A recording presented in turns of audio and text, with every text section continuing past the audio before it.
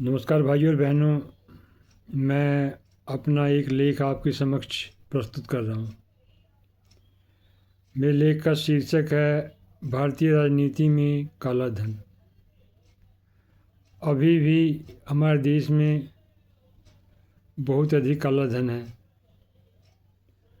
और इस काले धन को रोकने के लिए सरकार ने कोई अभी तक व्यवहारिक प्रयास नहीं किया है। अगर राजनीति में अपराधी रहेंगे तो वो भ्रष्टाचार करेंगे और वो काले धन का प्रचार प्रसार करेंगे। और जो प्रशासनिक अधिकारी हैं, उद्योगपति हैं और राजनेता हैं, इन तीनों के पास सबसे ज़्यादा काला धन है और अभी भी ये लोग काले धन को बटोरने में जी जान से लगे हुए हैं।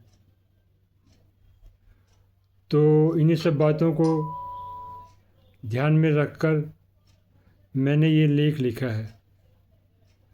अब मैं आपके समक्ष अपना लेख प्रस्तुत कर रहा हूँ।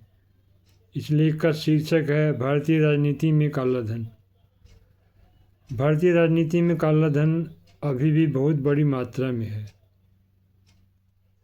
2016 में जब नोटबंदी हुई थी तब काले धन पर बहुत ही खतरनाक और ज़बरदस्त प्रहार हुआ था।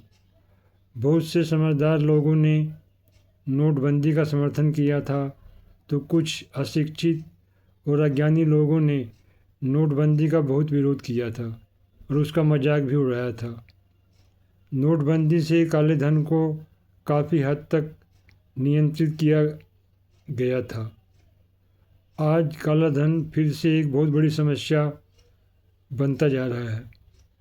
अभी भी मोदी सरकार में 60% से ज़्यादा सांसद परम भ्रष्ट हैं। इन परम भ्रष्ट सांसदों के पास बहुत ज़्यादा काला धन है। इसी तरह से बहुत से औद्योगिक घराने हैं जिनके पास बेशुमार काला धन है।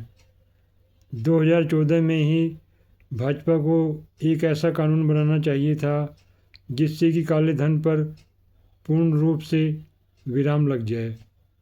हमारे देश में बहुत से उद्योगपतियों के पास भी बहुत ज़्यादा काला धन है। इस काले धन को रोकना बहुत ज़रूरी है और अभी तक इस विषय पर कोई भी उचित कार्रवाई नहीं हुई है। काले धन के प्रभाव में आकर अमीर और ज़्यादा अमीर हो जाता है तथा गरीब और ज़्यादा गरीब होता जाता है। आवश्यक वस्तुओं की कीमतें बहुत ज़्यादा बढ़ जाती हैं और ज़मीन की कीमतें भी बहुत ज़्यादा महंगी हो जाती हैं।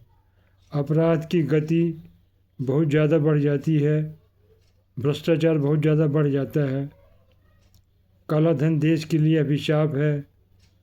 अभी भी काला धन पूरी तरह से समाप्त नहीं हुआ है।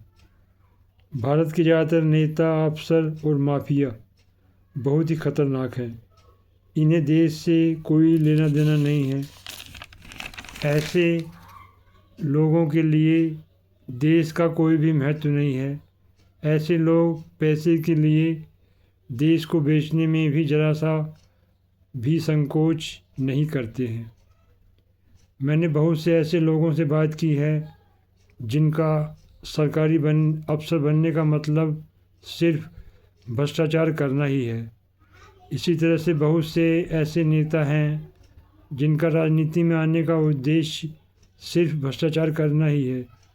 इसी तरह से बहुत से उद्योगपति ऐसे हैं जिनका सिर्फ एकमात्र उद्देश्य यही है कि कैसे ज़्यादा से ज़्यादा पैसा कमाया जाए, उचित और अनुचित को ध्यान में रखे बिना। अफसरों का वेतन बहुत ही अच्छा होता है पर फिर भी अफसर भ्रष्टाचार करने से बाज नहीं आते हैं। इसी तरह से नेताओं के पास भी बहुत पैसा होता है पर फिर भी नेता भ्रष्टाचार करने से बाज नहीं आते हैं। उदाहरण के लिए ओम प्रकाश चौटाला जब हरियाणा में मुख्यमंत्री हुए थे तब उन्होंने प्राइमरी स्कूल के अध्यापकों से रिश्वत ली थी। ओम प्रकाश चौटाला के पास बहुत पैसा था, लेकिन फिर भी उन्होंने थोड़े से रुपयों के लिए अपने आचरण को दागदार कर लिया। वैसे उन्होंने बहुत भ्रष्टाचार किया था। जब वो मुख्यमंत्री नहीं थे और सिर्फ विधायक थे, तब भी उन्होंने बहुत भ्रष्टाचार किया था। और इस तरह से हम देख सकते हैं और समझ सकते हैं कि नेताओं के अंदर भ्रष्टाचार के कीटाणु बहुत ज़्यादा होते हैं। उद्योगपतियों के पास भी बहुत अधिक पैसा होता है, पर फिर भी उद्योगपति भ्रष्टाचार करने से बाज नहीं आते हैं। इस तरह से भ्रष्टाचार करने वाले बिना सख्त कानून के सुधरने वाले नहीं हैं। नोटबंदी से भी भ्रष्टाचार पूरी तरह से समाप्त नहीं हुआ है। इसी तरह से काला धन भी पूरी तरह से समाप्त नहीं हुआ है। जब तक सख्त कानून नहीं बनाए जाएंगे, तब तक भ्रष्टाचार, अपराधीकरण और काला धन समाप्त नहीं होगा। मोदी सरकार ने भी अभी भी भ्रष्टाचार पूरी तरह से समाप्त नहीं किया है। पिछले 10 सालों में भारत में बहुत ज़्यादा विकास हुआ है। इतना विकास भारत में पहले कभी भी नहीं हुआ था। पर अभी भी भारत की सारी समस्याएं हल नहीं हुई हैं। अभी बहुत सी समस्याएं ऐसी हैं जो कि पूरी तरह से हल नहीं हुई हैं। भारत अभी तक एक विकसित देश नहीं बना है। भारत को जल्द से जल्द एक विकसित देश बनना होगा और भ्रष्टाचार, अपराधीकरण और काले धन को पूरी तरह से समाप्त करना होगा। राजनीतिक पार्टियां चुनाव लड़ने के लिए उद्योगपतियों से पैसे लेती हैं, फिर सत्ता में आने के बाद इन्हीं उद्योगपतियों की हर तरह से सहायता करती हैं। राजनीतिक पार्टियों को राज्य की तरफ से पैसे मिलने चाहिए। चुनावी खर्च को कम से कम करना चाहिए। इस समय चुनावी खर्च बहुत ज़्यादा है। चुनावी खर्च बहुत ज़्यादा बढ़ता ही जा रहा है। चुनावी खर्च को कम करना बहुत ही ज़रूरी है। अभी तक भारत बहुत तेज़ी से आगे बढ़ रहा है। कुछ ही वर्षों में भारत विश्व की दूसरी सबसे बड़ी अर्थव्यवस्था बन जाएगा। ये भारत के लिए बहुत ही अच्छा होगा। अभी भी हमारे देश में शिक्षा का पर्याप्त विकास नहीं हुआ है। हमारी शिक्षा व्यवस्था बहुत ही दोषपूर्ण है। काले धन और भ्रष्टाचार को रोकने के बहुत से तरीके हैं। भ्रष्टाचार को पूरी तरह से समाप्त नहीं किया जा सकता है, पर बहुत हद तक समाप्त किया जा सकता है।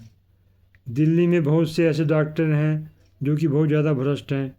डॉक्टरों का वेतन बहुत ही बढ़िया होता है, पर फिर भी भ्रष्ट डॉक्टर भ्रष्टाचार करने से बाज नहीं आते हैं।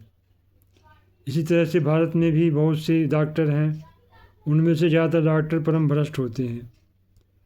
इसी तरह से बहुत से IAS अफसर हैं जिनके वेतन बहुत ही ज़्यादा हैं, पर वो भी भ्रष्टाचार करने से के लिए रात दिन तड़पते रहते हैं। इसी तरह से अभी भी भ्रष्टाचार बहुत ज़्यादा है, उसे कम से कम करना बहुत ही आवश्यक है। वर्तमान